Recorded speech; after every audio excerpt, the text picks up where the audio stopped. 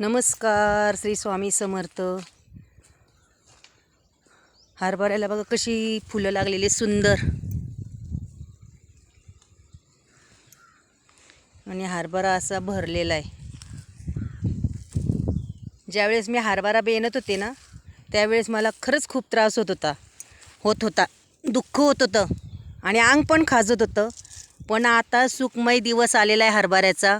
हरभऱ्याला फुलं बघा किती सुंदर लागलेलीत आणि हा हरभरा असा वाटतोय खावा की काय, इतका सुंदर वाटतोय.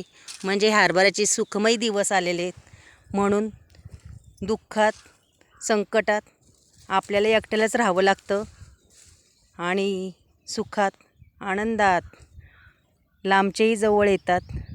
म्हणून तर स्वामींची शिकवण आहे ना आपल्याला, कुणाचं वाईटही बघू नका आणि कुणालाही वाईटही म्हणू नका. फक्त विश्वास ठेवा स्वामींवर.